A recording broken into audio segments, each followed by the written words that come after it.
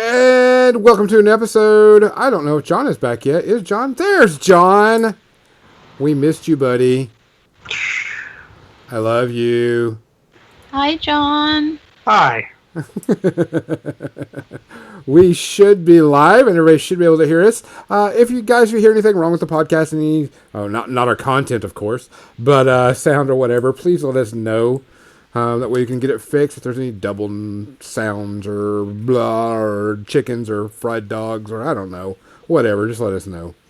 Welcome to episode, Kathy? 86. 86. Today's podcast, we're going to talk about how to help out your local store and community. I know I'm not in screen yet. Even when you don't have a lot of money. Because you have problems buying a lot of things.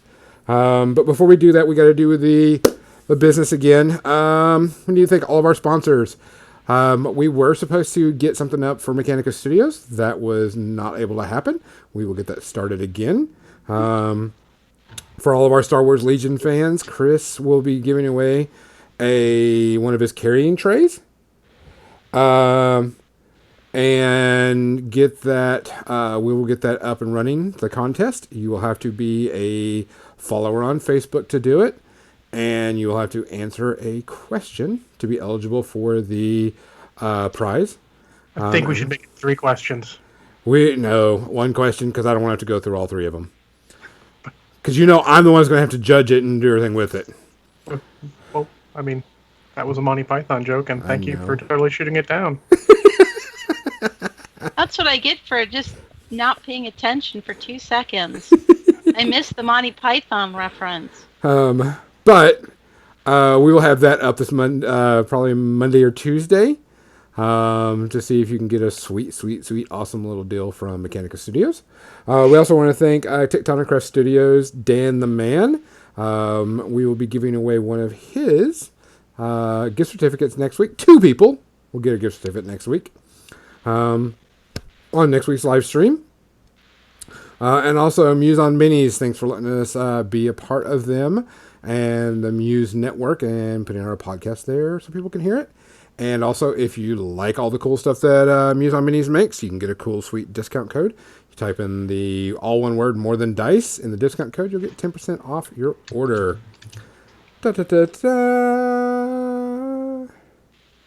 Yes, Banyan, it is the guy with the cool Legion trays. He is letting us give away one of them for free. You just have to be a follower on Facebook and answer one of our Facebook questions when we get it up.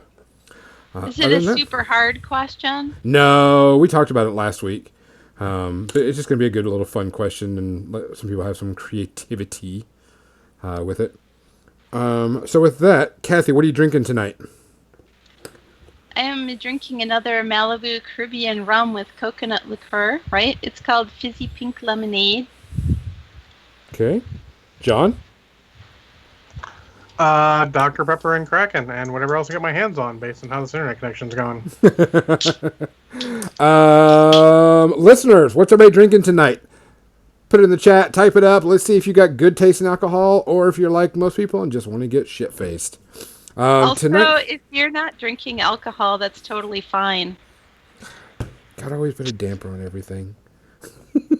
You know me, that's how I roll. Tonight I'm drinking a Dragon's Milk.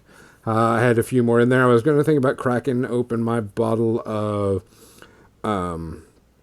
Sortilege, but I decided not to. Oh, the Sortilege. I still feel like that needs to be a breakfast beverage that you have with waffles. It is. Yeah, but you're not supposed to have whiskey with breakfast. Why not? I do not understand this. That's the social construct.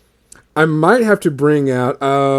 Mizzy is always getting some really good stuff. I might have to bring and let a few people local try that, because we don't have Sortilege locally down here in Arkansas. You're right, you don't. And so I may have to bring a bottle of that. If anybody hadn't had a bottle or tried Sortilege, it is maple syrup whiskey. All the Canadians bring it down for Adepticon. So yeah. That's where I have it. Yeah, all the Canadians that come down to like Warfare Weekend, they always bring like 4 or 5 bottles and they just share it around. So, guys, we do have a few tributes to do. Kathy has one. Kathy, what's our tribute for that you have? My sad RIP is for Mad Magazine, who come September will no longer be putting out any new content. And it breaks my heart as somebody who's been a fan since I was 9. Pretty much legend, so it's going to be sad. John, what else? Rip Torn. I named some unbelievable people at work looked at me like I was crazy, and I'm like, nope. Oh, yeah, they were like, that's a real person? Yes, that is a real actor, yes. He's been in a ton of things. Garvin is on in the chat. Hey, Garvin. Graven. For those who don't know who Rip Torn is, he was, what was his most recent, or what he kind of got known for was Z in Men in Black? Yes. Yeah. Is that Agent Z? Agent Z. No one's sure Kathy hasn't been drinking Baignon. She's always drinking. So guys. But you'd recognize Rip Torn. He's been in a million things. Hot tea. I mean, he hasn't been in hot tea. That's just what I'm drinking. He might have been, because, I mean, it's Rip Torn. I wouldn't put it past him. That's true. He's been in everything, hasn't he? Like, everything. Everything. So, to them, our listeners, our patron subscribers, guys, also, if you're on Patreon, or if you're not on Patreon, go check it out. We have some new rewards coming up shortly. My Dawn of the Harbinger is coming to the end, which means I will be putting up... like, right in the middle of our toast? Right in the middle of the toast, just go to it. Make sure you drink on the way to the website. Gotcha. Drink while you're supporting us, too. Yeah. So, cheers. Cheers. Oh, hold on. Wait, one more. Alfred E. Newman, we hardly knew you. I mean, actually, we really did know him. He's been around for a while. Yeah, we kind of did, yeah. Oh, damn, that's good. All right, I'm going to switch over to the paint cam. Kathy, you painting anything tonight? No. I know John is. John's going to be painting up a whole storm tonight. I mean, after we get done, yes. I got to do my hobby streak of painting. Time got away from me. Didn't have a chance to. I'm painting up some Y-Wings for Armada. I just need to do touch-ups. Yes. I am going to try to finish up these bases for Conquest. Not bases, but objective markers. And pretty much finish up my Conquest Ferromancer a bit. Pharaoh, is that Ferro? Ferromancer? Yep, like pheromones. No, that's Pher. Ferro is for iron. So it's like pheromones, not like iron or like pigs being a pharaoh. Yeah. It is the Ferromancer, which does have to do with this, senses of smell and stuff like that. Can we just call him a Fartmancer instead? Fartmancer? The Fartmancer? Yes. Because yes, game... we can. And now I feel like that's my husband's new nickname. A Fartmancer. There you have it. That's the high quality entertainment you expect from For the Dice. Yes. So the game should be out next week for anybody that is going to be getting Conquest, and of course, like I said, we got some extra models, and so I wanted to paint it up and do this as a test scheme, and I like this little scheme. Pretty good, not a problem. I like it. 3D print that butt plug? I'm sorry, what? Did you 3D print that butt plug? Yes, I did 3D print this butt plug. Yep. It looks pretty good, actually. So people that are listening, it isn't really a butt plug. We need to make that clear right now. It is a miniature holder. So yes. Potato. So it is that, and if you look at it, I'll even show it. It is held together. There is a rubber band woven between them, and then there's these little clips. I think this only took me like 3 hours to print, and just put the rubber band, twisted it up, put it in there. I also like it's got the little grips, little dimples or dips on one side either side that you can use to grip it. Well, what's funny is whenever I printed this off, I wasn't sure if I would use it because I've been used to holding, by the base when I paint. And so I did, and I was like, actually, I'm kind of liking this. It's actually kind of working. So I may print off another one. I may not. I have no clue. I don't care. You know me. I give no dams. But yes, it is a 3D printed version of it. I found it on Thingiverse, printed it out. I'm like, yep, I can deal with this. So, but like I said, going back to Conquest, Conquest will be out this week or next week, live with the models, and so I wanted to get a few things painted up. I got my Brutes done, so I just wanted to get him done too, because the rules did go live, and so I'm just kind of getting things ready so when I want to play. And So then how does this model holder stay together? Is Rubber there like band. a spring or? Rubber band. Rubber band. Okay, okay. But I did want to kind of finish up my Dryad too. I'm waiting for the base to dry before I do some dry brushing on it, and probably finish that up too with some good snow going on and everything. But yeah, here you go, Kathy. I'll show it to you real quick. Look on screen. If you look, you can see there's a rubber band, and there's like this clip that holds on the inside of it. Okay. Yeah, yeah. And so it's just, Gotcha. I see how it works. yeah. So quick and easy. Magic. Magic. Space magic. Magic. 3D magic. Let's go with that. 3D magic. 3D magic. So let's go and talk. Let's get on our subject. Our subject today is helping out our local game stores. We're going to go and start off with the one thing that we know we need to talk about. We all understand that the hobby is expensive. Buying models, paint, all that stuff, it's expensive. There is no ifs, ands, or buts about it. And we're always trying to, as gamers, we're always trying to make sure that we make our money last and try to, get what we want, but still have a good place to play. That's a whole topic. It is. And it is. But this is something we can do. While we all try to support our local game stores monetarily, there is ways that you can do it without using a ton of money. And you can still keep the store open. While we So- always suggest that you do buy everything from your local game store. Yeah, that's the We first just step, really. we just as much understand. as possible. Yes. We understand that hell, if I find a model that's 75% off, you got to go, damn it. There are levels you can't say no to. You Yes. can't say no to. There's some eBay bargains out there.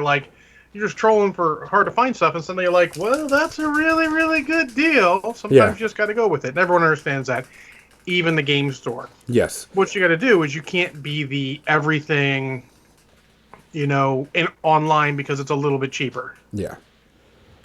A few bucks, $10 cheaper, I'm not going to buy it online. I'd rather buy it in store. 75% off, 50% off, I can't fault someone for doing that, if you know what I'm saying. Well, I mean, there are levels. Like, example, Bainey and I bought our boxes of the most recent Transformers set online. But there's more to that than just Correct. buying it there. It's cheaper. I also still buy packs at the store individually, but they're not giving us any Uh-oh. Any discount? Uh-oh. Banyan talked and it crashed him again. Yeah. Way to go, So- Banyan. Way to go, Banyan. We're just going to blame you from now on for every technical difficulty that we have on But- the stream. But we understand when you and people have to go to a different place to buy a thing. We're not dissing that. We're not saying you're wrong. We're not, anything like that soever. But there are different ways that you can support your local game store without having to buy everything all the time. Will we want y'all to buy everything from the local game store? 100%. But we understand. Kathy, you said you took notes. Hopefully John will be back and he can help and join in with this. I don't know. My notes are more like just me reminding myself of things that I've done this week and stuff. Oh. One of the things I know that we can do to help the local game store keep afloat is buying certain things. There's certain things that you want to buy anyway because it just helps them out overall. Like I says, if you find something 75% off, I mean, I can't fault you on that. But if it's only like $5 or $10 or, whatever. Oh, we are always buying like dice or paint Yes. or brushes. You know, some things, like, even if we don't need like a whole box of models or, you know, a set of anything or a game, if we're there just like to play a game out on a table with some friends, we'll just go buy a few jars of paint, you know. Yeah. One of the things I do, since I used to go to a lot of tournaments and I used to go all the time. Even if I didn't win anything, like a gift, a gift certificate or whatever was happening, I always bought something, whether it was, a simple, paint, a brush, just something. So, I didn't just, I don't want to say wasted their time, but didn't want them to feel like I was just kind of mooching off of them type thing. But buying the small things adds up. Because if you're going to go for a paint, or a couple of brushes, or dice, or whatever, that adds up eventually. So what about other things besides buying stuff that you can do to support the local game store? And I see you, John. Do you just not have audio? No, I have audio. I was waiting for a spot to say something. Oh, okay. Okay. We're making sure. Because I know that you and John do things like running leagues and stuff for games, and that helps support the store too, don't you think? Yeah, Absolutely, because running a game not only gets people in the store, and people in the store, they're going to buy stuff. And like Gonzo said, the little things, if you much like Gonzo, if I go to a store for like a tournament or event or anything, I buy something there every time. 100%. Because I want them to know that, and especially if you're there on a game night, you want to buy something on that game night, probably something of that game. That way they can know that game night is resulting in more purchases. Yeah. And talk with the guys at the store. If you want the store to know, like, oh, how do I let you know that this is working? How can I let know that, not just you, because obviously you're here to Steam, how can I let the bean counters who look at everything know that this is working? Do you need me to buy, if I'm there for Transformers Night, do you need me to buy Transformers cards on Transformers Night so that people know, like, this is working? You can do that. That's, like, next level there. But running the events helps, too. Oh, yeah. No, and running new events, not just, hey, I'm going to run the blow 'em up, smash 'em up league on Planet 5 for the people that always show up, but also running, like, journeyman leagues, starting leagues, anything like that. Events. You want stuff that gets people in. You want to keep the buried entry low, because you want little Timmy who just shows up every night and has seen you guys playing and convinces his parents to buy some models for him to be able to jump in. Yeah, especially for people that are new, because like I says, our hobby is expensive. We're not going to deny that. But for someone that just got into the game and they only have, half an army to start off with, 100%. Run something that's for, slow grow leagues. I think are always great when you have a bunch of people that just started playing the game. They definitely can, get into what's happening, and that helps out the store owners more than anything, because they can go, oh, well, you bought this part of your army. This is what I think you should get next, because blah, blah, blah, blah, blah. And that goes, okay, well, order that for me, please. Or, hey, I've got it on the shelf right now. Why don't you do it? But the key point is actually talking with the staff there, and not just all the register monkeys who aren't interested, just want to keep the line moving. Those are not the guys to talk to, because they're busy. They want to keep the line moving, because that means more people are happy. You grab the other guys who may be walking around, or maybe wait till they have a free moment. I don't know how every store is. Games and Stuff has generally 4 employees on duty or more, so I'll go around to one of their guys and go like, hey, I want to run this event. When's it good for you guys? Let's talk about it. And sit down and talk about it. That way you can see what they need. Yeah. Because they might not need an event. They might have something planned. Like, one of the guys came to me like, hey, John, is Sunday just a bad day for you? Because we're doing Kill Team. I'm like, Sunday's not a great day for me, and I'm not super interested in Kill Team right now, but, I'll keep it in mind. And that's the key. You got to do all that. It's I hate to say it, it's really a lot of time investment. Not necessarily money investment, but a lot of time investment to keep that stuff running. Well, and it's also, I noticed that some stores are starting to do it a whole lot more, which I think is really good, is they're not just play nights either. Like, build terrain night. Get together and help paint the terrain pieces that the store has bought, or bring your own that you want to donate. I mean, Kathy and I have talked about this. How many times have you had to use styrofoam and mold styrofoam to make terrain pieces for whatever game that is out there? Oh, There's pink foam is your friend. oh yeah. Jim and I made a terrain table for one of the local game stores. They had been open for like 3 months. They were brand new. They had mostly board games, but they had a little Malifaux community. They had a bit of a War Machine community starting up there, and we built a whole table. The table itself was pink foam, and there were hills for all the corners had like a little bit of a hill on it, and there were modular hills. There were modular forests. I don't know if they still have it. And that's a good thing too. One of the guys locally, let's call him For Real because I call him For Real. Long joke. He was complaining about the 40K train, like, oh, it's all busted up and stuff. I'm like, then come in on a day and volunteer to help fix it up.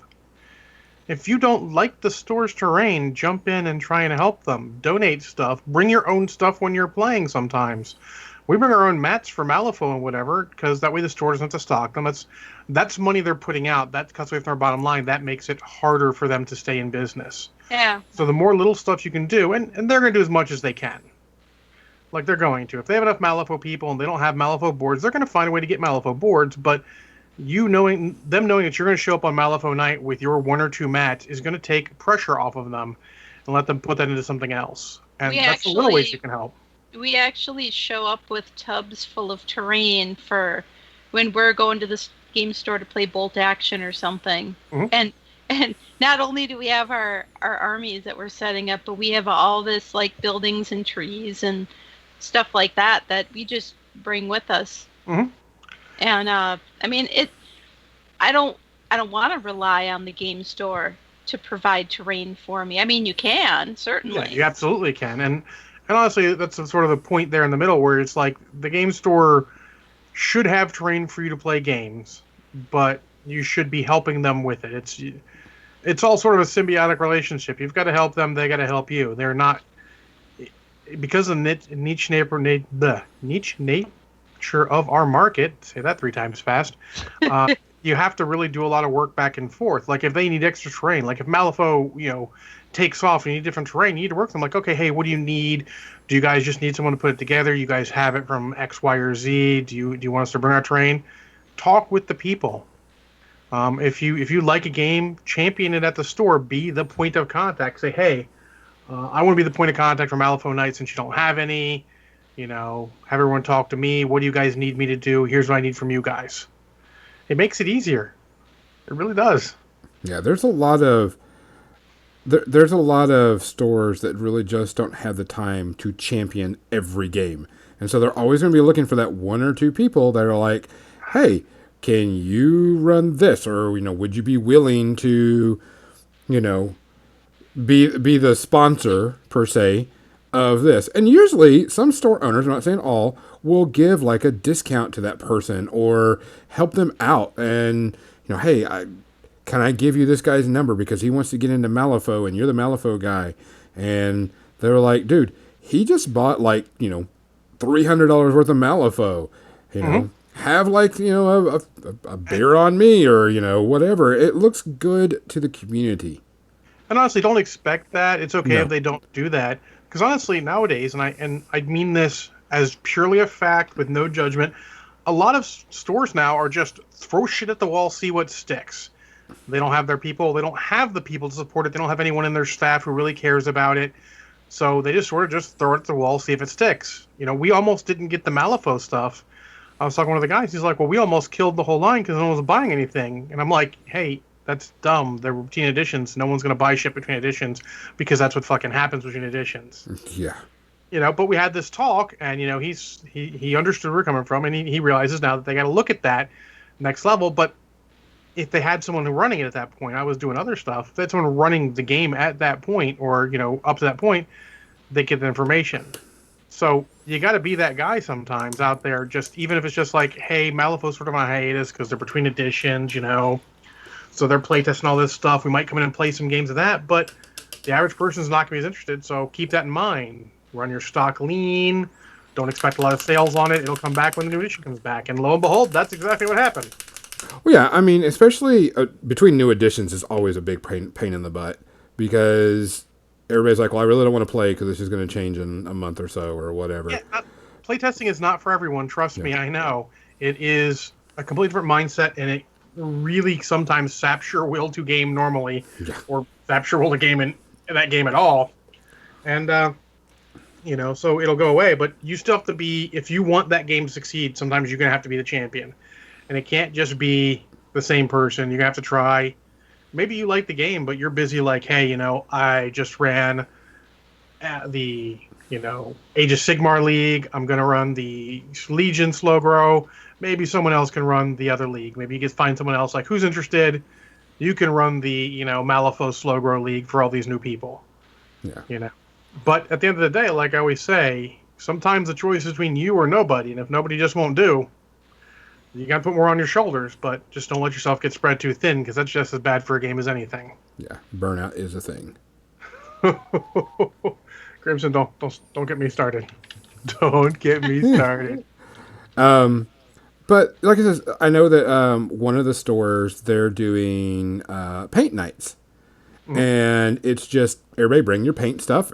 One night a week, everybody gets on these tables and just paints up their models. And there's everybody there. It's not just, random Joe Schmo, but I mean, the hardcore painters are there. And everybody's, hey, how did you do that? Oh, this is how I did this. Oh, that looks really cool. Can you show me how to do that? Yeah. And that builds the community up. And it builds up the community really well. Especially nowadays with all the people that are streaming and painting and doing classes. And if you don't go to gaming conventions, you don't see it as much. But if you go to a gaming convention and you have their hobby hangout area, you have a ton of people that are all hanging out, all painting, and all talking. And everybody's, you could go up to somebody and go, hey, how did you do that? And they're like, oh, this is how I did it. And then you're like, turn around and you're like, oh, that was so-and-so. That's a studio painter for, this company. And he just gave me this advice. And you're just like, what? I know that happened. Yeah, he doesn't know what he's talking about. Like Daniel said, that's what we miss about Drop Zone. We literally had a ton of painting space, and every day people be there painting and all that. We all got more painting and hobbying done in that period of time than ever before or since, just because you're all sitting there chatting and hobbying together. Yeah. It's the best way to do it. The old GW paint bar.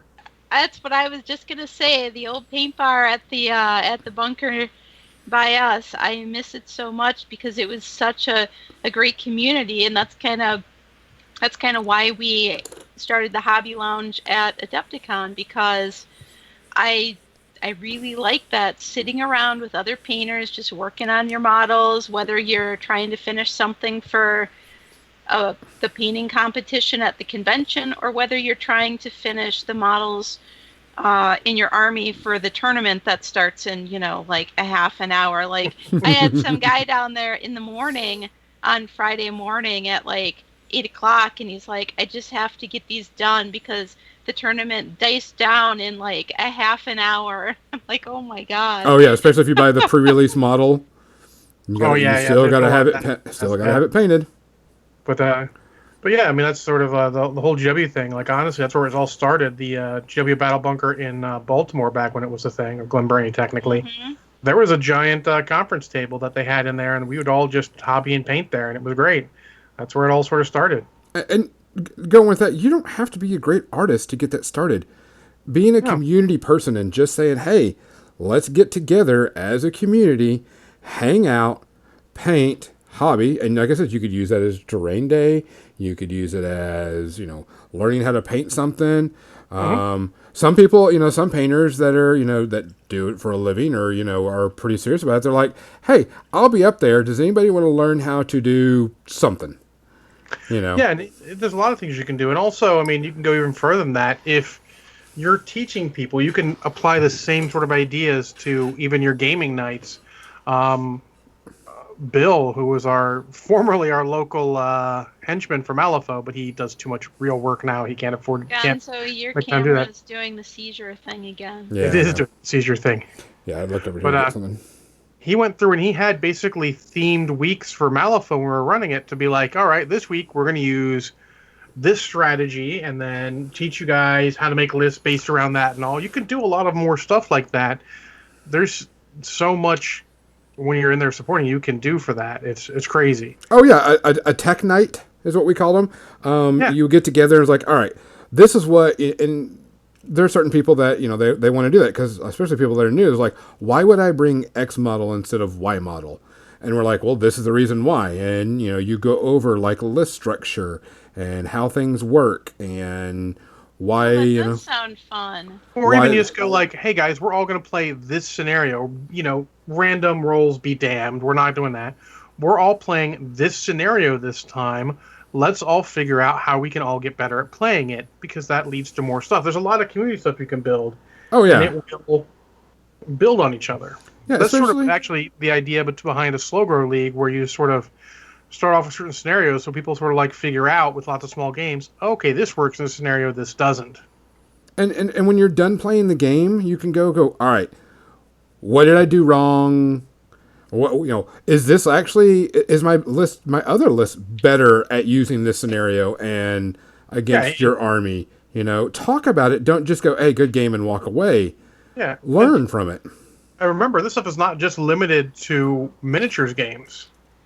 If you have a card game you want to play, if you want to play Warhammer Champions, where you can sit there and you guys can all sit around and tech together. You can have a night. You can support it. Like, let's just do, maybe you convince the store to run a little mini tournament, for people who are there and just for a modest prize. People love paying for a prize. Even if it's just like, we all put in the cost of 2 packs and then we just split up over the winners based on how well you did. It's just a little fun thing. Yeah, but yeah, those deck teching. I have a group of friends who does that, and they just sit around and they're like, I want to play this deck. I want to figure out how I can get this particular strategy to work. I feel like there's a synergy between these cards. Can you guys just like bring everything at me? Yeah, until I figure out what works best. And if you tell them what they're looking at, this is sort of the good thing about having a game night at the store. And honestly, I would suggest for any of those, try and get a Facebook group with the store's blessing. If the store jumps in on it and wants to have one of their guys moderate, even better. But if not, try and just say like, hey, we are not affiliated with, but this is the players that play at X store for this game. Yeah. Mm-hmm. It'll help a lot. So you can do the stuff like, hey, we're going to do tech night tonight where we're all playing this scenario or, we're all trying this kind of thing. Or someone be like, hey, I want to try out X thing. I know it doesn't work against Y. Let me see if it works against Z through the rest of the alphabet. I want to see if double bounty hunters will work in Star Wars Legion. Yeah, so don't bring MSU versus me because I can't, you out activation me too much. I can't deal with that many small moving parts. Bring me something more standard. You can do that. That's part of it there. And, the store's the best way to do that because people can see that. Yeah, I mean, having a good tech night is actually, especially if you got a group of people, like my meta is very competitive, and they'll get together and go, all right, why is this, why should I be playing with this instead of this type thing? That's really how you improve. I mean, that really helps people to improve their game, it seems like. And it never would have occurred to me until I met these guys who are trying to do that for the Warhammer Champions game. I mean, I say that because that's the only card game I've played, but it just didn't occur to me that you could do this for games where it's just a bunch of people trying to figure out, like, say there's like the Scarbrand in Warhammer Champions is the impossible champion to beat. So these guys all want to tech some deck that can beat it. And they'll just sit around experimenting with different decks until they can get ones that consistently beat it. And I'm like, that never even occurred to me. Yeah. Yeah, I mean, and that's the thing, especially... The tech. It's one step better because normally you're sitting in the dojo, maybe on the internet, and you can dojo for a million hours until you put that shit on the table. You don't really know. Correct.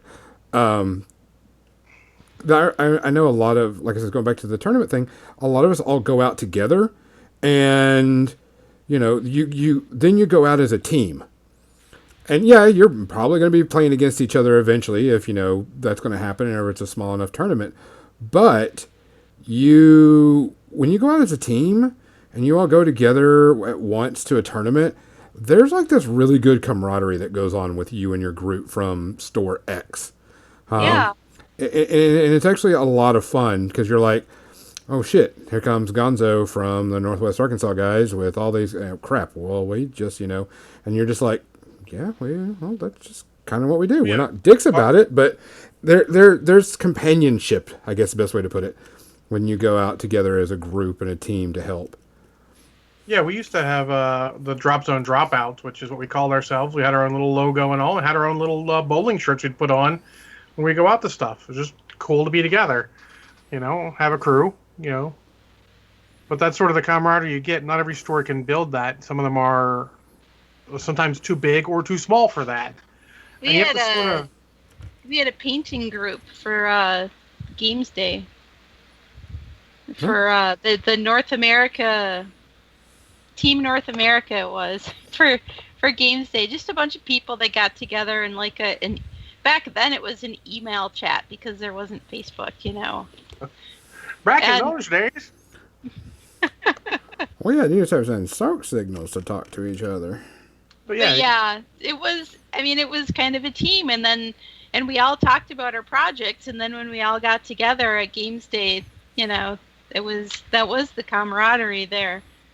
But that is, doing that sort of thing, getting together at your game store, that's how you support the game store, because eventually these people that are coming in there to do this stuff are buying booster packs, or they're buying paint and brushes, or, even though they play tabletop war games, maybe there's a board game that catches their eye, and they wouldn't have even known about it if they didn't go to the game store every week or every month or whatever. Yeah.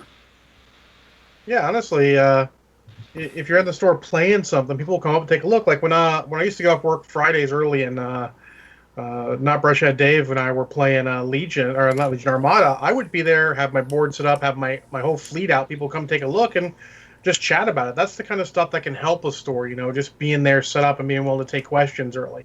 And you're not always in the mood for questions. And sometimes you're going to have to suck it up and answer all the questions you don't want to. Unfortunately, when Not Brushhead Dave's involved, he will not answer questions beyond simple answers, so it's on you. So be on your A game there, but you'll know that, you'll know the guys who can answer questions, who can't. They come in looking for a game, you'll know who to send them to, who not to. Well, especially for sorry, it's like really hot in my room. Who is the guy that can help the newbies? Mm-hmm. That is always a thing, because there are some people that are, they don't have the time to go over all this stuff, even though they should. You just know that there's like this one guy. He's like super into it and everything, but he is not the person to go to for people to learn the game from or to do whatever. But you can go, hey, John will answer all your questions. He's happy to do that too. That's something he's into. You got other guys who play them, because in our old local War Machine group, Matt, last name withheld to protect the innocent and the guilty, is super competitive player, but he is great at playing newer players because he'll explain it all clearly, concisely. He knows how to scale it. He's gonna whoop his ass, but he's gonna do it in a way that the guy sort of sees all the stuff and learns a lot. Yeah. On the other hand, Frank, again last name redacted to protect the guilty and innocent, has one speed. That is go, go, go. Kill. Win at all costs, and I don't care if you just started the game and will never want to play again after you play me. It's not even that. It's just that's his speed. Mm-hmm. His speed is just go all the way. And he's not trying to be a dick about it. He's not going to lord it over the person he just beat. Yeah. He's just there to play the game. Yep. Yes, I am also good at schooling. I tell everyone, if you beat me, you cherish that. I don't give you a game ever. You earn that game. But I also know how to do it in that way where someone's like, I see what John did. He's teaching me the stuff as he's handing me my ass. I love a game where I almost win against somebody who's a really good player, and I'm like, I was so close this time. And I learned a bunch of stuff while I was playing that person. What's the hard truth? So GW teaches people to lose their first game against people coming in, which for a demo game is fine, but for an actual game, no. They will learn a million times more from losing than from winning. Oh, hell yes. Oh, but you know what's funny about demo games in GW is I feel like I'm not their target age group for demo games, because when I went in there for a demo game, I was already, I don't know, I don't even remember. Anyways, I was old.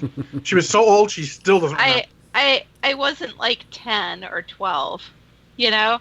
And I just kept pausing the guy. I'm like, wait, I have a question. I had like a million questions about all kinds of things, and it was just throwing him off of his, spiel. Yeah. Well, yeah, because they really train those guys to be, sort of a machine on that. But that's the thing. Like I said, you got to know in the store who's going to do that. We had a thing, probably a good 2 years ago, where a father and son bought the 2-player starter for War Machine the week before. And they were in. They're like, hey, who can teach us? So they're like, hey, John, you can teach them. So literally, I missed lunch with my crew because I was sitting there teaching those two how to play. But it's okay. It is what it is. Sometimes at that point, I was a champion for that game. You got to be the champion for that game, whenever. Ain't the first meal I missed, won't be the last. But it was good. Those two felt like they had a good time, and someone's got to be there for that. They got to that. But that's also a good thing if your store's having some sort of big day on a game. If that's your game, ask if you run a demo game. Are you ready to have a demo set? It's hard to have a demo set. I understand.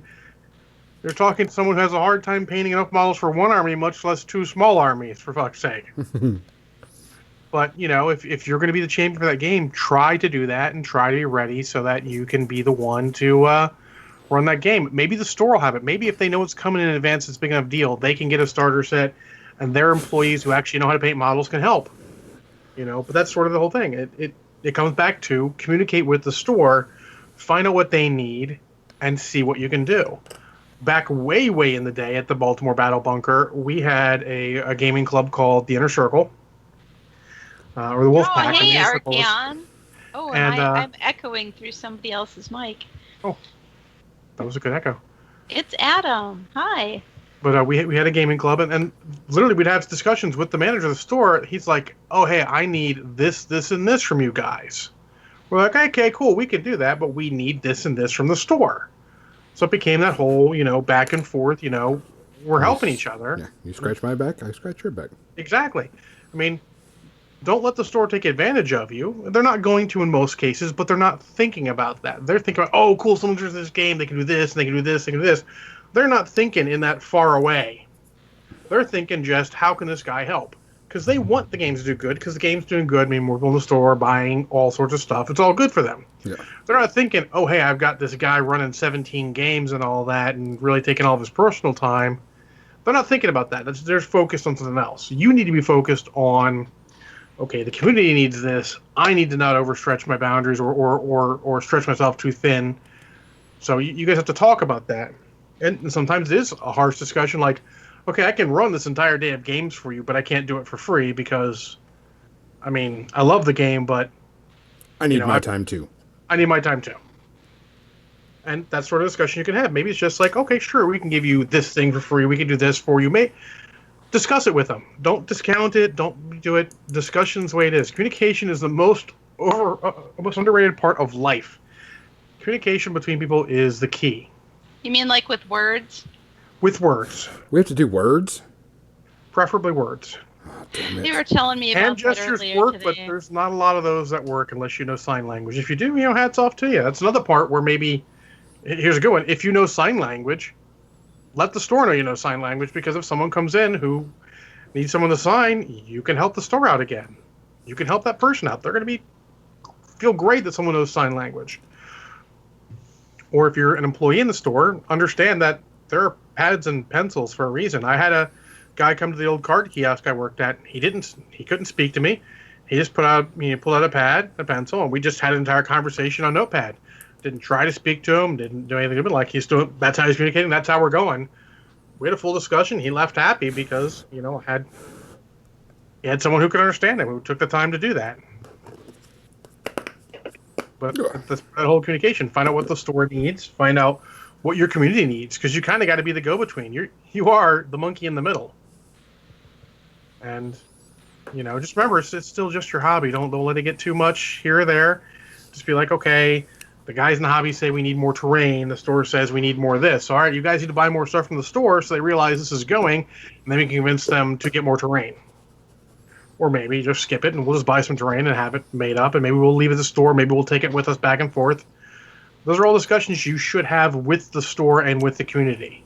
Yes. It's not just one side. It's two sides with you sitting there in the middle. We've done that with painting, too. Mm-hmm. Just with any game, anything like that. Painting, terrain building. Like, oh, hey, we need some more terrain built. We don't have the time to do it. We'd be like, well, you supply the kits and the supplies. We'll happily come in and spend some time building it because it's going to help us in the long run. Or maybe otherwise, we're like, okay, we can supply some kits we have lying around, whatever. But you guys have to supply, get some supplies or make sure it's a safe place to store it or something like that. There's a lot of back and forth you can make on the whole thing. But yet they're willing to have someone up there making that discussion with them. Yeah, don't assume. Yes. All that happens is assume you make an ass out of you in front of me. Because I know there's plenty of people that are like, oh, I'll help with terrain. And they're like, oh, we thought you were bringing stuff. No, we're not bringing stuff. We thought you were bringing stuff. Yes. I'm like, Clarity and communication. That's where it should all start. That should be the watchword of this episode. How to help your store? Communicate with them, with the community, back and forth. Make sure there's no uncertain terms between you two. Make sure everything's done. Make sure you're talking with them about certain things, especially when it comes to like setting up tournaments.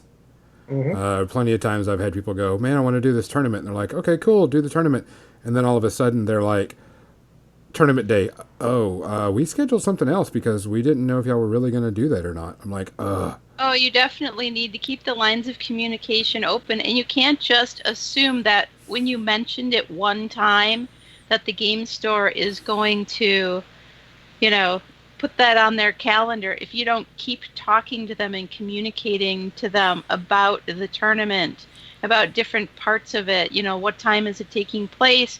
What kind of stuff do you need from the game store? Yep. Whether they need something from you, you have to constantly be talking to them about it. Otherwise, they're going to be like, yeah, we get 1 million people coming in here and saying, hey, can I run a tournament? Yeah, and they'll be like, yeah, but do you really want to run a tournament, or are you just saying you want to run a tournament? And then exactly. Sure, the other way, too, because I had one weekend, one Sunday, I had the day. Like, heck, I'm going to show up at Game Stuff, and I'm going to play War Machine Tournament because it's tournament day. I show up. Banian was actually there randomly, too, and I'm like, where's the guy running the tournament? They're like, we haven't heard. Well, then I guess I'm running the tournament. Let's go. Yeah. Had that happen before. That can happen, too. You got to be willing to step up for that stuff, too.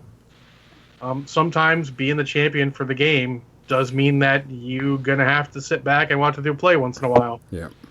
Don't do it too often, because that will make you not want to play the game or see the game anymore, but sometimes it's gotta.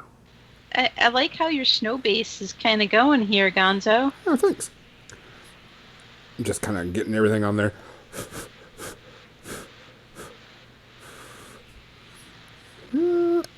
I like to hear you just blowing into the mic. Are we not?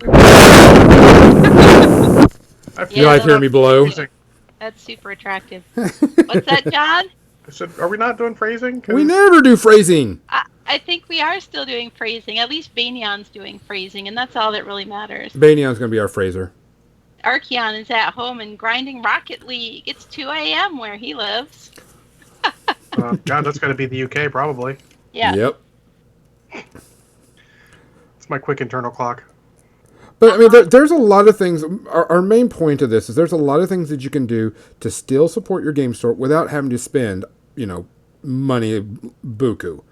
I mean, and one of the things that, John and I kind of hit on, and Kathy, I'll hit on, talk with your store people. See what they want. Because they may go, hey, guys, I've had a lot of people talking about Malifaux. Do y'all know how to play Malifaux? And you're like, well, I know a couple of guys that know how to play Malifaux, and maybe we can get them to come and show the game off, and maybe we can get things ready and get things going for y'all and have a Malifaux League. Or they may say that they would want to see if this game has any traction. Or like I said, last time I went in, I'm like, hey, do you want me to run 40K or Age of Sigmar? And they're like, well, I've got a lot of people doing Age of Sigmar, so let's do Age of Sigmar. I'm like, all right, run Age of Sigmar. If you don't have not much of a preference, go for it. If they want you to run, if you're like that general purpose guy, sometimes they're like, oh, hey, we got a lot of interest in this game. You're like, well, I can run that for you, but I don't have any models, and I'm not going to buy any. So the ball's in your court. Don't hesitate to do that. Yeah. Can't all be you giving. You have to get some too. Sometimes that getting is just a ton of people being happy playing Age of Sigmar. That was all I got out of the Age of Sigmar campaign. That was fine. It was great. That was good enough. But sometimes, if you're spending enough time, you might need more from that. Ooh, that was tasty. Oh yeah, that was That was a good one, John. just as attractive as the heavy breathing. That was not a good one. That one was super weak. Kathy heard the good one earlier when you were away. I was just gonna say the good one was before we even went live. That was spectacular. Oh, is that when I had to go get a beer? Yes, it was. Oh, it was. It was Like when you I were was getting the tower, I think. Oh, when I get the tower? Oh, okay. But, like I said, there's a lot of things that you can do for your local store that will help them out besides money. Yes. You just got to talk with them, figure out what's going on, do what you need to do. I know that there's also, for example, I know there's a lot of things you can buy online from another company that the store can get in locally, and you will still be paying the same price. Type thing, because I know that there's like some token sets and all this other stuff. You're like, oh, I could buy it online for X amount for $100. I'm just exaggerating, of course. I could buy it online for $100 plus shipping, or I can go to the game store and have the game store order it in for $100 plus tax. There's that thing. A lot of places will sell to the local game store, and you just pay the same price. That helps the local game store more than you know. And if you like a little supplier like that, check to see if they actually will sell through game stores. Yeah. A lot of those people will, and sometimes you might start something that helps everyone else too. You can get your stuff to the local game store. They can get stuff to other people. That can help a lot. Gross in this room. It's so freaking hot. It's almost like you live in Arkansas. Yeah. Right in the summer. Right in the summer, and No there's a less. big old huge window right here that I've got all boarded up. Let's go ahead and jump over. What's the temperature in Arkansas today? Fuck you. Is that the temperature? Actually, it's just, I'm not sure. Let me check. Fuck you with 105% humidity. Yeah, that's pretty much true. That's how humidity works. Switch over to the media section. It's only 81 right now, so that's not bad. Oh, Oh, it's about 80 in here too. Yeah, that's with the probably humidity. close to 80. You don't see right me now. complaining, but that's only because it's been 80 in here for like weeks, so I've gotten acclimated to it. It's actually cooler since I'm no longer digging around looking for Malifaux models I swear to God I own but could not find. Haha. Hint that I found them. They were in a box labeled painting supplies. All right, so let's go with our media section. I do have a robust one, John. We're very early for media, aren't we? Oh, we are? I mean, that's because Gonzo's got a robust one. Yeah, I mean, hey, if you've got 7 things to talk about, maybe we should start early. Probably. Because I know It's John's going to want to comment on one of them. 7:54, guys. That's fine. Kathy, what do you have to talk about today? She's got something. Jim and I immersed ourselves in the 2nd season of The Expanse this week. Okay. And then a few episodes into the 3rd season. If I wasn't on a podcast right now, we would be finishing up season 3. We are loving it. I mean, well, we love the 1st season and absolutely love the 2nd season. And the first few episodes of the 3rd season, you could kind of tell that it was no longer sci-fi and it was Amazon. It's no longer. Oh, yeah, I gotcha. As far as the people behind it, sci-fi, not. Oh yeah, not the Sci-Fi Channel. I don't mean not sci-fi the genre. It It's, kind of left hard sci-fi for more of a soft sci-fi, but with some hard elements. That's good phrasing, isn't it? yeah. Hard elements like Ferris. Like Ferris. Pharaohs. Let me go with one of mine. I was supposed to do it last week, but didn't get a chance to because we were running short on time because I had 50 billion ones to do there too. Was Creed 2. Creed 2 is, of course, the precursor to Creed 1, but it's the story of Apollo Creed's son becoming a boxer with Rocky Balboa's help. Blah, blah, blah, blah, blah. But in this one, Drago and the Russian, boxing thing has come back. And right now, it is now, Rocky trying to help him out. And of course, the Russian boxer beats everyone's shit out of him. And he's pretty much, broken, almost dead. And he has to come back and fight his way back into everything. It was okay. I mean, I like boxing movies. I like, movies about boxing, and so on and so forth. But there was no need to make this movie. There was no need to make this movie, honestly. It had nothing to do with what was going on. There was no reason for nothing. I mean, he goes to this he gets back to basics and goes to this camp out in the middle of nowhere to retrain to fight the Russian boxer.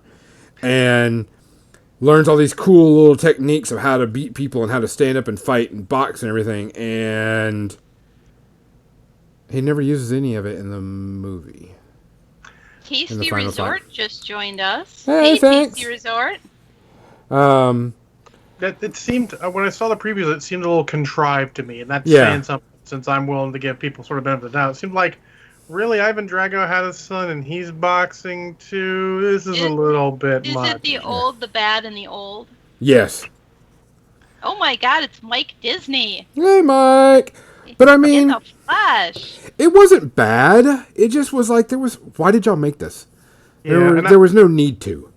I imagine they're not going to make it full of the 90s, pre-Cold War falling goodness that was Rocky 4. Correct. Because I'll be honest, Rocky 4 is not a great movie, but that fight scene at the end of it is just absolutely amazing. Yeah. It gets you all the feels and all the excitement. It's well-crafted camp. Yes. So I mean, it's a mess of like 2.5, maybe pushing 3 space herpes type thing, but I could have dealt with something else. But I mean, I do like good boxing movies, and this just wasn't really a good boxing movie. It was just meh. I'm not surprised, honestly. No, I wasn't surprised either. So, John, what you got for us? Well, I know everyone wants to hear about Spider-Man Far From Home, so instead I'm going to start with The Fast and the Furious, because I watched that in the past 2 weeks also. Wait, which Fast and Furious? The Fast and the Furious. Wow. That is the first one for those of you who cannot decipher their idiotic original naming structure. Because Fast and Furious would be the fourth one. We'll leave that alone for now and just go to the movie. So the whole idea, it is basically Point Break just with street racing rather than surfing. Yep. With Vin Diesel in the role of Bodhi that was made famous by, my brain just stopped, Patrick Swayze. And then Paul Walker standing in for a young Keanu Reeves, which is probably a more closer analog. So what can I say about this movie? It is really dated. It is dated as fuck. Yes! Like VCRs. DVD players, but still, it was a DVD players? Yeah, it was DVD players. It's dated. It does have some cool scenes. Honestly, when you realize how far from these roots the series has gone, you will be like, are these really the same series? They don't really have a lot in common anymore. But it is enjoyable. It has some good moments. It is not high art by any stretch of the imagination. It's also not the worst in the series by any stretch of the imagination. I'm pretty sure that's Tokyo Drift, which I have not seen, but I may see since they're all on, the first 3 are on Prime or Netflix, and then I think I own the rest. When it gets good. When it gets good. So, Paul Walker's enjoyable. He's still really young, still finding his footing as an actor. Vin Diesel is Vin Diesel. Vin Diesel is always amusing. He's extra Vin Diesel-y at points. Michelle Rodriguez is, Young Michelle Rodriguez does not have any idea how to fucking act.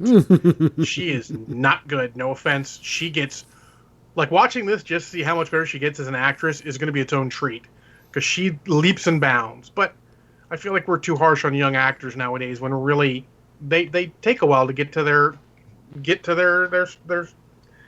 their stride. Look at Keanu Reeves. It took him years to get to his stride. Yeah. And now, it's Keanu Reeves. Everyone loves Keanu Reeves. Everybody. But anyways, it's fun to watch if you're going to go and you want to watch the whole series to see where it started again. But other than that, it is the epitome of a put it on in the background action movie. It's 2.5 space herpes.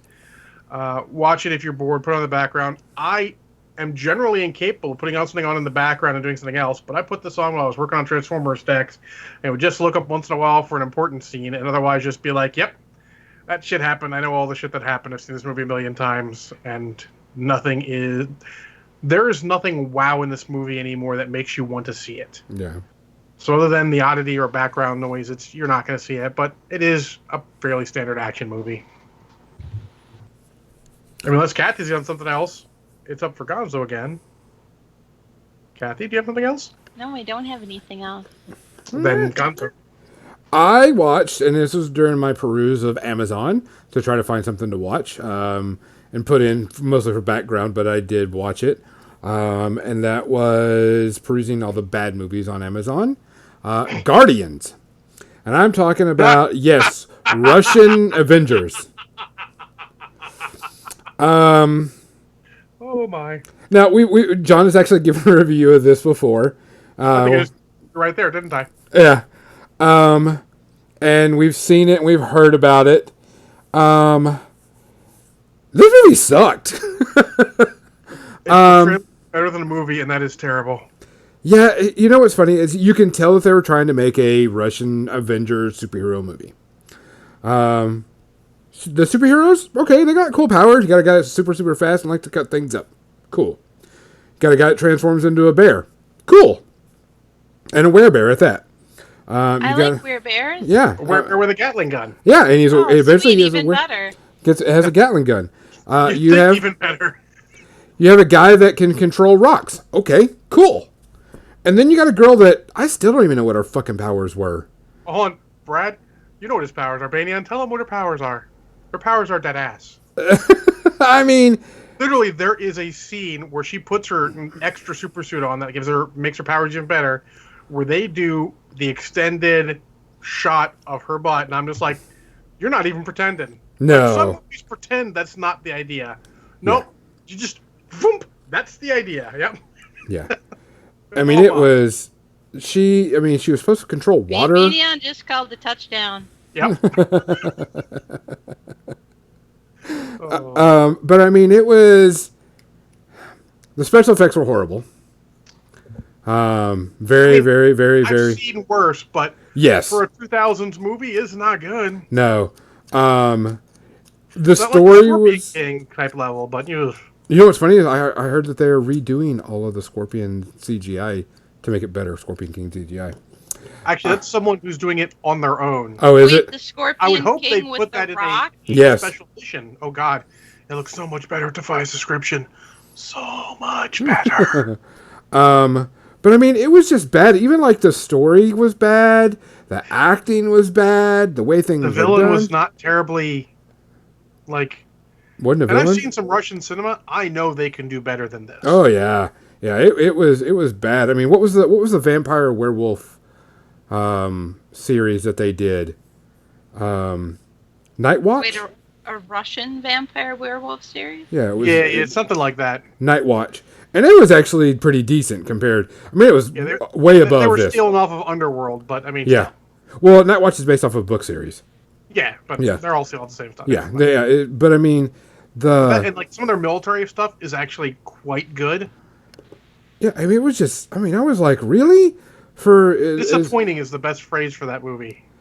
Do what? Disappointing. That's the Yes. best. That's the script of that movie. There wasn't really much to talk about besides this is just a bad movie. This one's creeping. It's not as bad as Atlantic Rim, but it's getting there. I don't think it's quite in the same ballpark. At least the guy, the super speed guy with the really, really curved weapons is kind of cool. Yeah, he was kind of cool. He had some cool abilities. The lines were horrible. Everything, was, The dialogue was yeah, terrible. it was horrible. So we're creeping like 4.5 type space herpes on this. Just not. I'm pretty sure I gave it like a 3.5. I don't think it's quite nearly up that bad. It was bad because I mean some of this stuff is just like really. Oh. Wait, what? See, Okay. Mike Disney wants to talk about movies that are zero space herpes, like Casablanca. Big Trouble in Little China. I mean, looking. Oh, that is. Zero. I don't know if it's the best movie ever. I think Raiders of the Lost Ark still Oh no, I like Big Trouble. sits there. I mean, I Raiders of the love Lost Ark it. is a really good but movie. Raiders of the Lost Ark. I'm just saying, it's tough to pick. Well, I think someone said Fuck. name like 3 movies that you could watch over and over and over again. Why not both? Yeah, Why- Raiders of the Lost Ark is one of the top movies in my list of movies you can watch over and over and over and over and Yeah, over. I mean like Yes, why not both? But also, Dirty Rotten Scoundrels is another movie that I can watch over and over and over. I don't know why. I just love it. yeah, I mean like the 2 I can say right off the top of my head that I could watch over and over is Fifth Element and Dirty Rotten Scoundrels or Big Trouble in Little China. I can watch those all the time, over and over and over, all the time. I have watched Big Trouble in Little China over and over and over. Oh yeah. Also, Buckaroo Banzai is another one I can watch over and over. Absolutely. Oh, so I guess we're up to my other one? Yes. I could tease you guys more and go to my book series. So I'm going to, actually. I'll go to the book series I finished up. In an effort to get my reading streak off the ground because I had not been reading enough books. I read the entire Warrior trilogy by Michael Stackpole. And these books are slightly old, the first one being printed in 88. So, little old, but... Man, the best thing about rereading something like that after all these years is just seeing in the books how much better Michael Stackpole gets as a writer from the beginning to the end. He levels up so many times in there. Like from the first to second, he has this huge jump where everything just fits together better. Because the first one felt kind of quick and occasionally forced and all, and somewhat, even choppy as he's jumped from scene to scene. The second and third now, man, they just flowed right in, worked really good. And it's enjoyable to sort of revisit the whole Battletech universe, so I'm going all in on that. I started reading the Grey Death Legion trilogy. Spoiler, not quite as well written so far. Same author, though? No, different authors. Okay. So we'll do that. They're not quite the earliest books you can get. There's one more early book that I cannot find. I had a bid on eBay on it, but it got way too expensive. Hey, Mike Disney, thanks for the subscription. Thanks, Yeah, thanks, Mike. But yeah, so the Warrior trilogy still good. I still recommend reading it. Honestly, I don't think the Grey Death Legion books are going to end up being ones that you have to reread. But if you ever wanted to get back into the Battletech and reread that stuff, the Warrior trilogy is like the entry point. It gives you all the major plays of the early Battletech universe, at least as far as what they're covering, and sets the stage for everything that comes later. And super good. I will give them overall... I'm gonna give them 1 spacer because they are a little old, but it's really hard to hold that all against them because they are so good to read. And I mean, for fuck's sake, it was the late '80s. You can't hold it against them. The technology went way quicker and higher than we thought it would in shorter of a period. That's true. Wait till I start reading Shadowrun books and start picking apart Oh God, yeah. keyboards. You're like, ooh, that's no. And that was just like the early '90s, right? When that came out, Yep, and technology has just been like crazy. Well, I mean, you think about it. You go from when they're come up with the idea in the early, the late '80s, early '90s, probably really early '90s, probably like 1990. And would you think computers would get as small as they are now? You would never think that. Yeah. Or the leaps and bounds. But anyways. I don't know. The Man from U.N.C.L.E. had radios and cigarettes. I'm Fair. just saying. But also a good note that sort of why Mike Disney put that in my mind is Michael Stackpole just shamelessly slipped in Buckaroo Banzai references to the books because one of the mercenary companies is, Team Banzai and the Hong Kong Cavaliers. And he just put that all in. It's absolutely great. I do love tip of the hats like that. And honestly, they kind of fit it so much that in the lab in their science institute on one of the capital worlds, there's a watermelon. And they're like, because if you remember the movie, why is that watermelon there? And he's like, I'll tell you later. We never find out, but there's a watermelon in the lab too, and it has the same sort of reaction. Definitely love those. Pick them up. I think they're available on Kindle now. I have the originals because one of my cousins gave them to me when he moved and was no longer interested in them. My copies are from 88 and 89, so they're kind of old, but something about a physical book once in a while. Super nice. Also, libraries. They might not have something quite this old, but it's been reprinted a couple times, so it's possible. Hard to say, yeah. Worth a shot. If not, Kindle, check online. You might be able to find a reprint that's not stupid expensive, like that one book that's like $150 that I will not pay for. That's nuts. What book is that? It's their earliest book that's never been Is it? reprinted. Wow. It's one of their earliest books. It's just, so the funny thing is, since I've been sharing this on Twitter, I actually tag Mike Stackpole in when I'm talking about his books, and he responds back. He's like, yeah, it was okay, but it's okay if you skipped it. And I felt like he really adequately covered the plot of it as sort of the beginning of all of what happens in these books. He works it in, and he's great at that. He always, obviously always has been in a shared universe, great at working in what other people have done into his books. He's probably without a doubt my favorite author since I've read so many of his books, and I love his shared universe stuff. Between Shadowrun, he did some books there, and between X-Wing, Star Wars. Oh, cool. Gonzo. That was a lot of talk on a book. You should book series. You should probably go. That's okay. Next movie I watched because it just came out on Netflix and I was looking forward to it was Mary Poppins Returns. Just came out on Netflix recently. I think last week. I love the original Mary Poppins beyond belief. Some of the greatest songs ever. Dance routines. It's just a good childhood movie. Love the hell out of it. So I was like, okay, let's watch this, because I heard some people said some good things and some bad things. And so I'm sitting there watching it, and you can tell that when they're doing this, they're trying to capture the Mary Poppins of old. They're trying their hardest to get that feel of magic and wonder and, all the silliness that Mary Poppins did, with a bit of serious and learning the lessons of life and all that stuff. You can tell that they're trying, but they're trying so hard, and it is so hard. It was they're trying too hard. They tried too hard. The songs weren't as good.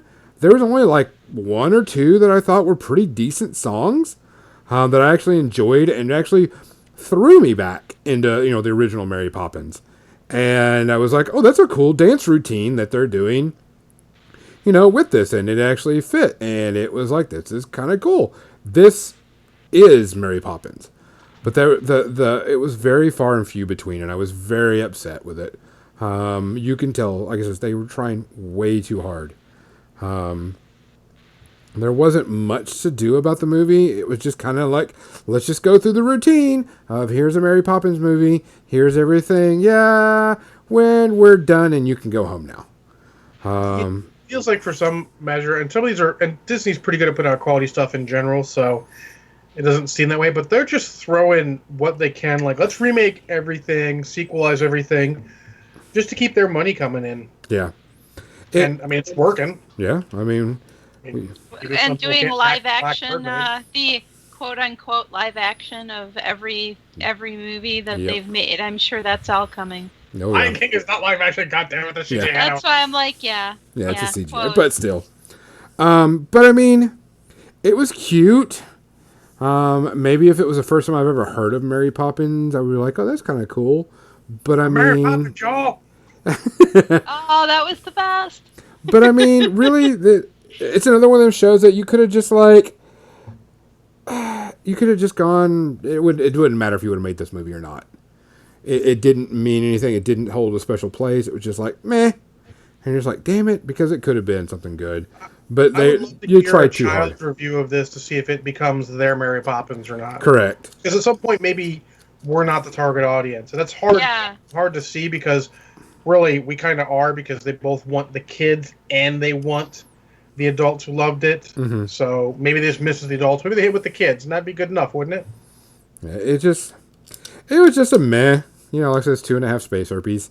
Wasn't bad, wasn't good. Like I said, 1 or 2 songs were kind of cool. I think One or meh two, could be an official rating. yeah, meh. Could be one of our official ratings. So I mean, I was just like, okay, done with it. Went over on that. John, you got one? Well, unless I decide to review something from a while ago, I'll actually review Spider-Man: Far From Home. Oh, you want to leave that one for last, and I'll just go with No, I'll do this now. Let's Okay. do it now, so All we right. don't. So I'll start off by saying I liked it. I liked it a lot. I do think it is the third best Spider-Man movie to come out in the last couple years. I think Homecoming and Into the Spider-Verse are better, but I don't think that's a dig on the movie. I think that's just more of a look at the overall quality of Spider-Man content we're getting. The early part was very high schooler, teenagery, and not really things I give a shit about anymore. It had some chuckles, it was amusing, but it was not as good as the rest. But I chalk that up to not being the target audience for high school drama bullshit. I do find it awfully convenient that everyone of importance in his class was blipped out. Him, Ned, all the people who had names from the first one, plus Aunt May, and it looks like John Favreau's character, Happy Hogan, and some other teachers. It was kind of convenient. But, half the people, it's not outside the idea of, this could happen. The whole plot is he and his friends, his class, are all on a European tour for science, even though it's not very scientific. But that sort of seems because the teacher is kind of incompetent. They play that off, and the whole idea is, he's trying to just relax. He just wants to have a vacation. He just had to live through probably the hardest time of his life, given that he's a teenager. That has to make it extra hard. Phrasing, I guess. In any case, they go on, and he gets drawn into fighting off bad guys. Mm-hmm. I don't want to spoil anything because it is sort of the whole idea there, but Nick Fury brings him in to help out fighting off some big giant elemental things, and he's going to decide if that's what he wants to do. Does he want to be that? Is he Avenger? Is he just the friendly neighborhood Spider-Man? There's a lot of decisions he has to make in the whole movie, and I actually felt at that point when they bring that in, the movie really steps up into being great. The high school stuff still happens, but it's so interspersed with actual, if you will, adult stuff that it's much more amusing, much more interesting. I would say everyone in it does a great acting job.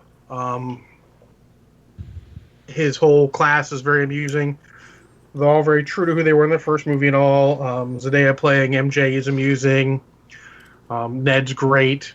And then, Samuel L. Jackson's great. God, what is the name of that other actor? My brain's not working, but all the actors are good. The other leads are good. It's just very well crafted, and I can't go too much without spoiling stuff that happens in there, but there's a lot of heartfelt moments in there, a lot of sort of passing the torch, taking up the torch type of ideas in there, and I feel like they're done very well. It's very believable that he's like a teenager who's unsure of what the hell he's doing with life. Is he the next Iron Man? Is he an Avenger? He doesn't really know. He's being pulled in a million directions. He wants to go through school. He's got this girl he likes. Does he want to save the world? Can he save the whole world? Can he live up to Iron Man and Tony Stark? There's a lot of really good stuff there, and I really suggest if you like Spider-Man, if you liked Spider-Man Homecoming, so like if you're not Gonzo. I didn't say I didn't like it. I just was not one of my favorite Spider-Man. Which is funny because I actually think that's a great Spider-Man. But it is very good. You should see it. It's very enjoyable. It's got some good twists that you may or may not see coming. depending on how immersed you are in the Spider-Man mythos. I feel like if you're coming in and you don't know the Spider-Man mythos, don't research anything. Just go into the movie. It will be more enjoyable for that. But yeah, I'm gonna give it. I'm gonna give it one Space Herpy because of the extra, high schooly stuff in the beginning. That's just a little much. But once you get past just that part, because it's really just layered on early. There's not a lot of action early. It's just boom, boom, boom. But once they get going and they get the diversity, the action, the comedy, the high school stuff, the adult themes and all that, it really hits its stride and it is great. Definitely enjoyed it. Would see it again. But again, I mean, Spider-Man movies have been just super high quality recently, so don't feel bad when I don't give it a great rating, because Into the Spider-Verse was fucking amazing. Maybe the best Spider-Man movie ever. Mm-hmm. And Homecoming's really great too. So there you go. That's me done. Gonzo, you can just take us home with whatever wonderful movies you watched. Okay. Watched it, of course, on Netflix. Solomon Kane. I thought I had seen it because I know the name. It's based off of the book series. Howard, actually. Do what? The same guy who did Conan, right? Yes. Mm-hmm. I actually played the role-playing game. I can't remember. Not Fate. Savage World system of Solomon Kane. They're a witch hunter. It's got demon superpowers and all this other stuff. It wasn't bad. It was not a bad little witch hunter based on the Solomon Kane universe and Solomon Kane character. Good witch hunter type series. Good witch hunter type fighting. Special effects were all right. There wasn't much that wasn't bad about it. Sorry, I feel like I got a burp. But I mean, some of the acting was just kind of meh. You can tell that the acting was kind of flat in a few spots. There it goes. Sorry, this beer has got me going. I've been muting a couple of times. But I mean, it wasn't bad. I mean, it's on Netflix. I mean, you can't, bitch about it if if you don't like it, just don't watch it. Yeah, it's pretty much free. Well, you play for Netflix, but you're paying for Netflix anyways. Yeah. A good little, time waster. Decent story, cool special effects. But like I said, some scenes were just like, really? You had to just say, you said, yeah, okay, whatever. Yeah, it's one of those movies I looked at. I'm like, this is going to be average-ish action movie type. And it was average, but it was today. I mean, it was good. Like maybe a 2 if I'm pushing it. Space Herpes, but I mean, it's a good little action flick. It had some cool scenes in it. Cool fighting, and stuff. So I mean, it was all right. If you got time, throw it up there. I mean, like I said, it's on Netflix, so what the hell? Yeah, I mean, really. I'm gonna go with the two I saw at the drive-in. We talked about the drive-in. If you're not part and didn't hear the pre-ramble, you got to hear us talk about the hot dog bun gender. If you'd like to know about that, you can go and subscribe to our Patreon and listen to our hot dog bun gender discussion. I went to the drive-ins this last weekend and saw Men in Black International and the new Annabelle movie. Just so I got to remember next time, make sure to start my car up more often, because I ran my battery down, by the way. Not a big deal. There's plenty of people there. I mean, I'm sure it happens a ton, and people will just, jump each other off and give everybody, jump starts on their car. So I did that between the movie. So I was watching Men in Black International. That movie didn't need to be made, honestly. All the jokes, a lot of the stuff was just let's try to do something from the other movie. Oh, they're talking about the other movie. Oh, they're referencing the other movie. And, oh, those are the characters from the other movie. It didn't stand out on its own. There wasn't this really cool, thing about it. New person becomes a Men in Black, It didn't need to be made, honestly. I didn't see a reason for this movie to be made. I thought that was Men in Black 2 and 3. But I mean, the characters weren't very likable. They weren't cool. They didn't have a lot of good lines. I mean, it was just there. And you're just like, why? I think the overall reviews tend to tend to agree with you on that one. It was just sort of there. There wasn't anything that set it apart or made it seem cool or made it stand out. It's Men in Black International. They go to Paris. So it's the same shit, different day. So like I said, it's another meh movie. Yeah, I could have lived without it. Wait till it comes out free, and you can just watch it then. Don't worry about watching it in theater. I don't see a reason behind it. That's my plan. And then Annabelle, the newest Annabelle series. Now, I'm not a big horror fan. If it's got to be a horror movie or something like that, it's got to be really good for me to stick around. You're not a horror Annabelle fan? wasn't. You're watch a sequel to Atlantic Rim, but you're not a horror fan? Let's just say we left about 35, 40 minutes into the movie and just said, fuck it. Let's go home. It was bad. It's just horrible. I mean, they tried jump scares constantly, which are horrible to do. That's Bad. kind of what I thought it was just going to be a bunch of jump scares. Yeah, and you can tell that's what it was meant to be. You can tell that it was meant for certain audiences, but it was kind of just, it wasn't good. I mean, I got bored. You couldn't follow it. I mean, you learn a little bit at the very beginning, and then after you've watched like 15 minutes, they bring up this big old block of story of what's going on. And then the movie goes backwards in time. And I'm like, what? And I'm like, okay. And we left. So I can't even really give it an honest rating because one, I just couldn't stand it. But if you like the other ones, you might like this one. If not, just wait till it comes out and decide for yourself. But I'm not going to give it a rating at all. At all. Wait. Doesn't that mean it's like Atlantic Rim on the scale of No. Atlantic Rim? I mean, is it just like the maximum space herpes?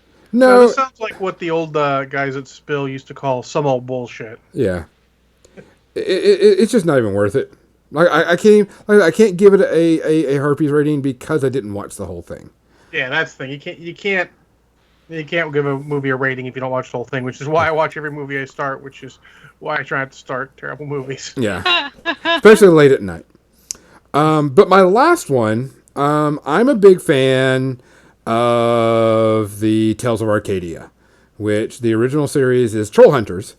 And then they made Three Below, which is about the aliens in Arcadia.